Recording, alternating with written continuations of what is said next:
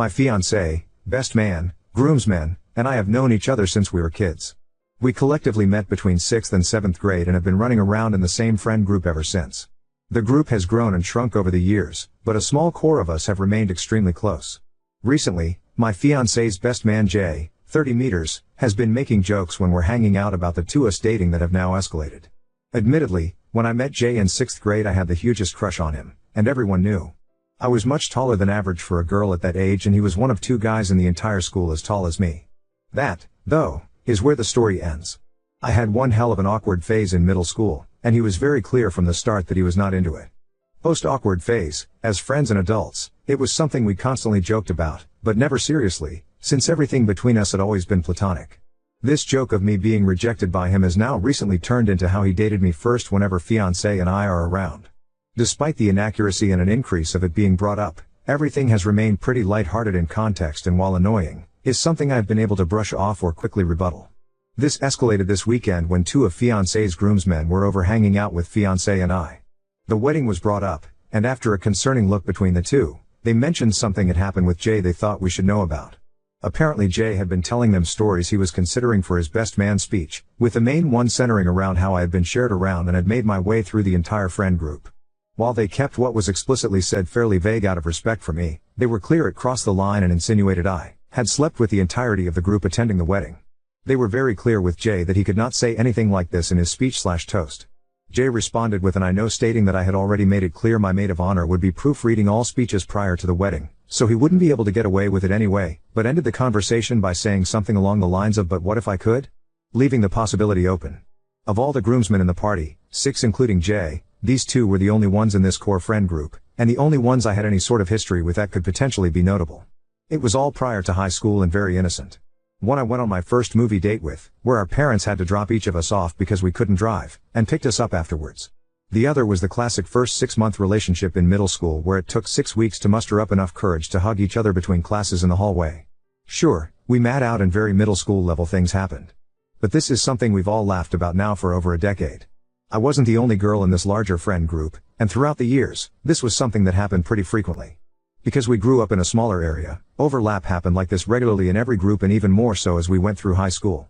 My fiancé is the only one I have seriously dated or had any sort of intimate relationship with of this friend group. We had an on-again, off-again relationship throughout high school that ended for a bit once I moved out of state for college, but we remained close friends and eventually reconnected when I moved back in 2019.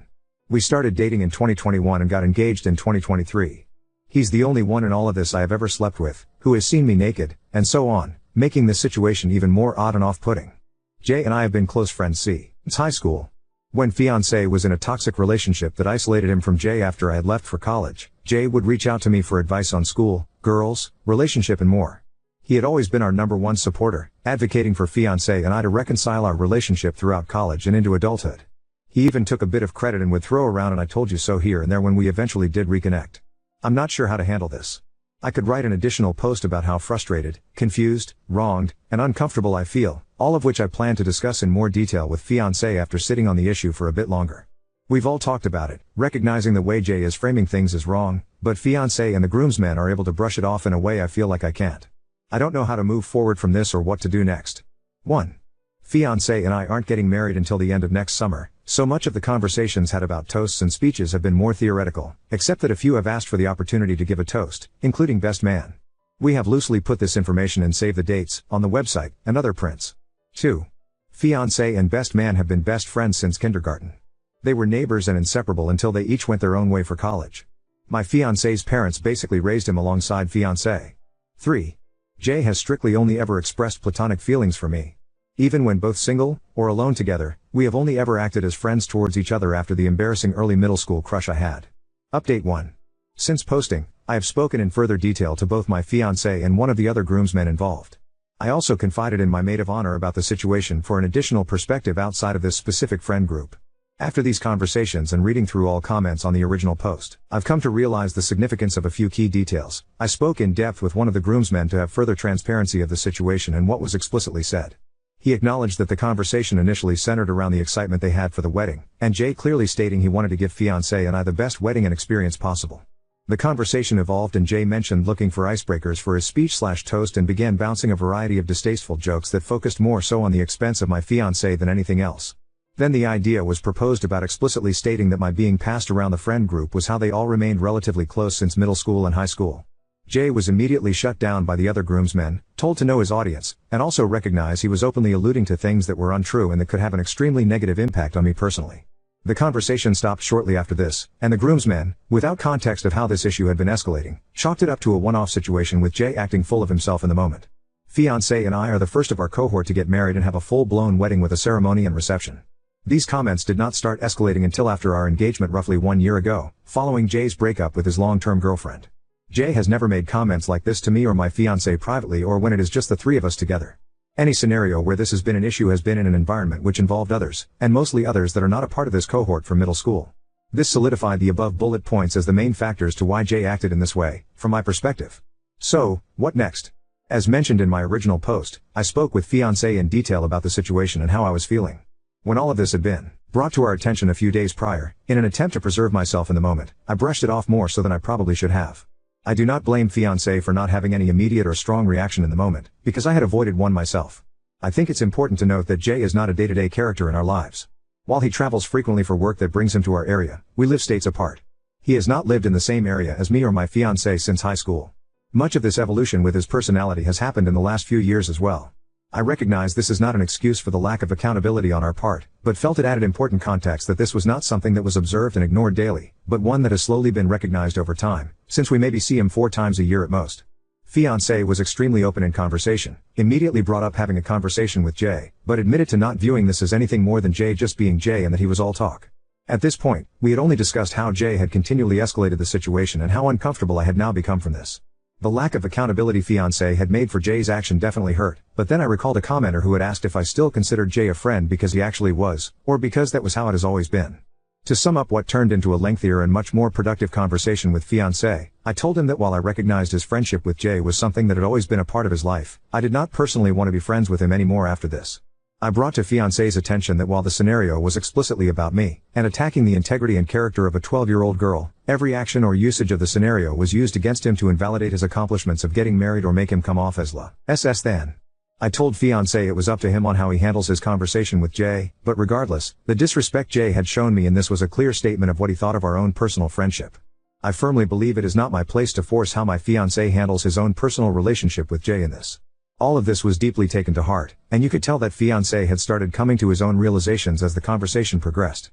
He recognized that if the roles were reversed, or if it had been any one of my bridesmaids slandering me in any way, he would be firmly advocating for me to reevaluate my friendship with them. Fiancé asked for a few days to stomach the information himself and reflect on what he wants to say to Jay. He asked if it would be acceptable for him to bring up that I no longer wanted to be friends with Jay personally, and I said yes.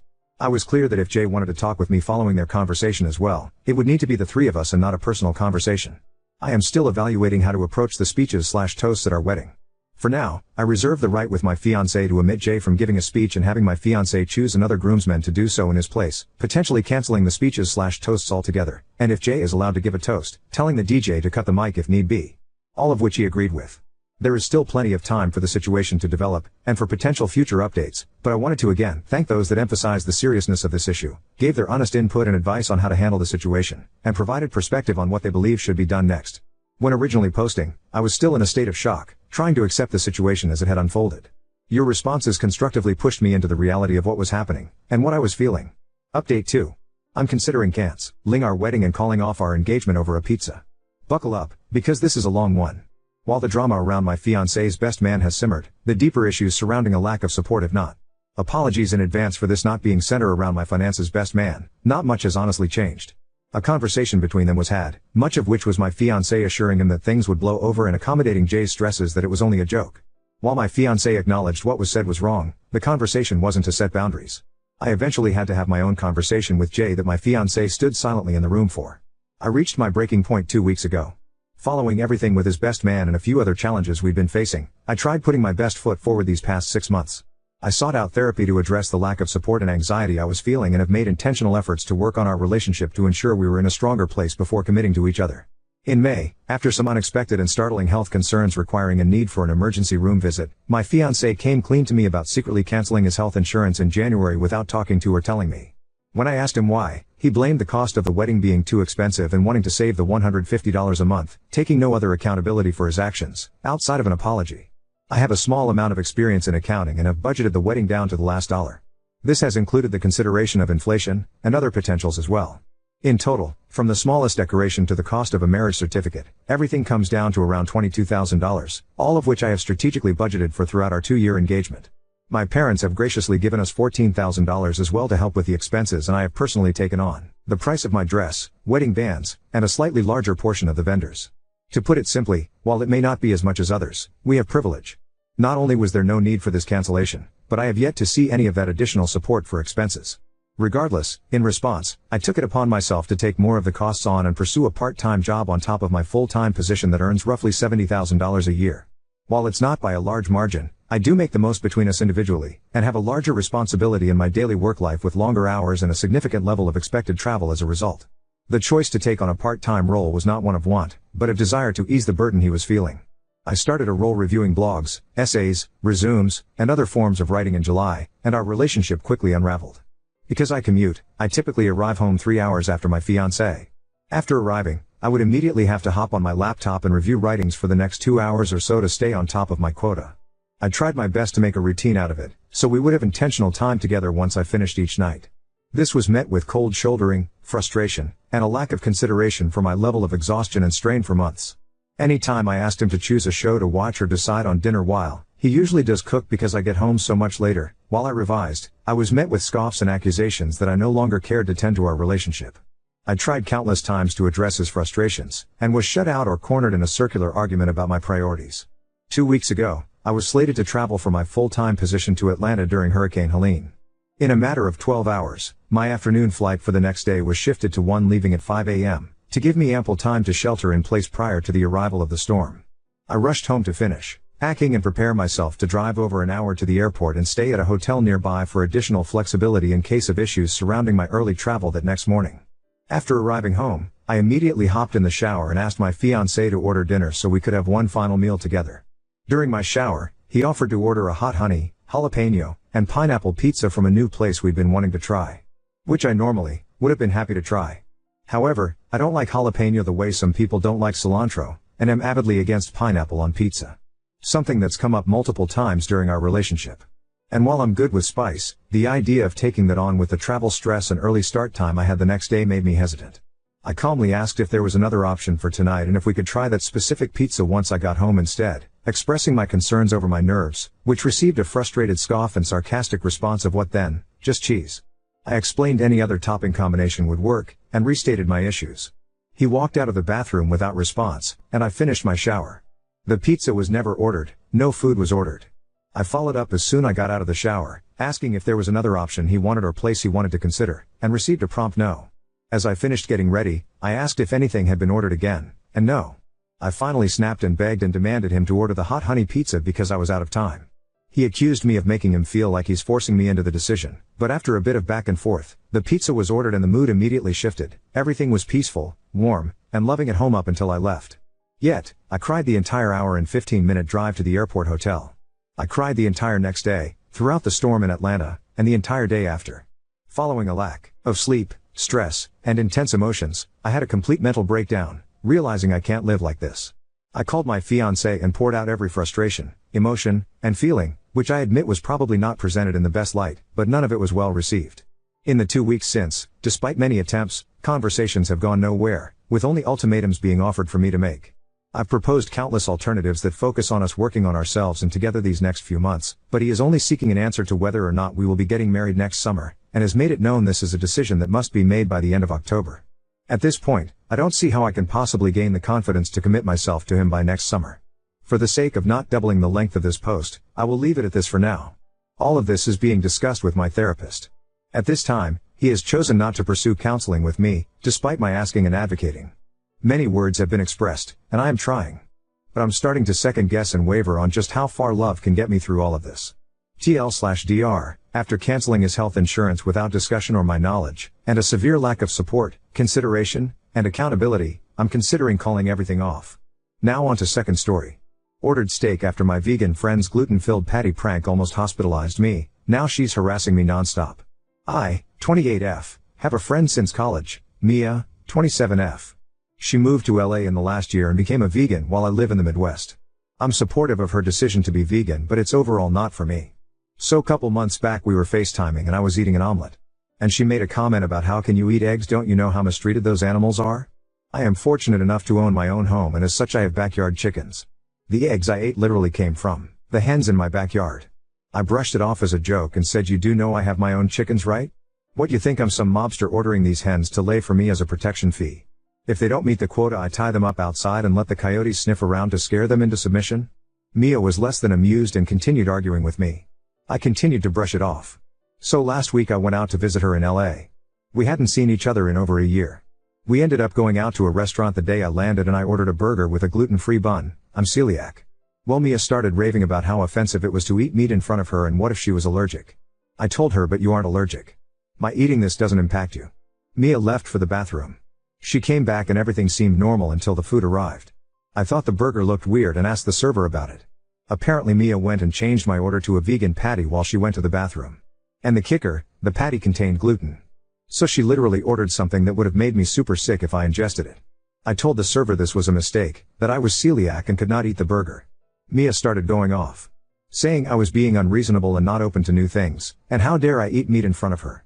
I told her, you're the one being selfish, not respecting my choice, not to mention putting my health at risk. What the hell is the matter with you? She refused to relent, so I left the restaurant. Mia was blowing up my phone to pay my part of the tab. I used the spare key she gave me, grabbed my suitcase, left the key with her roommate, and hightailed it to a hotel. Now this is the part where I might be an asshole. I went to a restaurant near my hotel, ordered a steak, and posted it on my socials. Well, of course Mia saw it and continued to spam me on every platform imaginable. I ended up blocking her. Some of my friends say taunting her with the steak was too far. Others agree that Mia was out of line changing my order. Then what's the point of going to a restaurant when everyone around her is eating meat? Update 1. My friend, Mia, changed my order at a restaurant from a burger with a GF bun to a vegan patty that contained gluten without my knowledge. I suffer from celiacs. She wanted to teach me a lesson about veganism. We haven't spoken since. On to the update. So before I had mentioned that Mia was reaching out to mutual friends to try and get in touch with me. Specifically our friend Heather, 28F. And while Heather is a very sweet human being, she's a people pleaser and tends to parrot the last person who spoke to her. Heather lives in town while Mia moved to LA. Heather wants to broker peace as she is very uncomfortable with any sort of conflict. I had Heather over today. She wanted to discuss the Mia situation and I kept reiterating that I had made up my mind and didn't want to hear it. That if I wanted to talk about Mia and what she did, then I would talk to Mia. So Heather said, well, it's not like all her points aren't valid. I mean, look at your chickens. What about my chickens? Background, my dad and I built my backyard chicken coop with an attached run. They also get supervised yard time. There are 3 hens. Well, Heather went on to say, and I'm assuming she was parroting Mia at this point, that it was inhumane and unethical to keep my chickens, especially when I live in the Midwest. And that stealing their eggs robs them of nutrients. And it's not like I'm a professional when it comes to chickens. I looked at her and said, are you a professional cat wrangler? She looked shocked and said, what? Me, you have cats but you're not a professional at it. What do you do when they're sick or acting off? Heather, I take them to the vet. Me, but you're not a professional. Heather, well no, but they're my pets, I wouldn't let something happen to them. Me, exactly. Those chickens are my pets. They live a spoiled life. Heather looked away and said, well, Mia said she was gonna report you for animal abuse. I took Heather outside to see the coop. All 3 of my girls ran up. I showed her around and asked her if this looked like abuse. She said no. I showed her the meals that the chickens are fed. I explained how I ensure the girls get their nutrients and how I put together their meals. I looked at her and said, what you talk about with Mia is your business. I would hope that you know me and trust me well enough to see that I don't torture my animals. But if you have doubts, I will show you around. I will not be discussing Mia with you any further. I made the choice to go no contact. That doesn't mean you have to take a side or fix things between us. Heather ended up apologizing and saying how Mia sounded so confident in what she was saying that she believed it without a second thought. I ended up feeling so exhausted and still haunted by the ghost of Mia. I don't know how serious she is about reporting me for animal abuse, but there's nothing abusive going on here. I hope she's just spitting venom, hoping that something will get me to unblock her. I can't believe this is the same woman who used to hold my hair in college. And I'm starting to question the level of investment I want with Heather.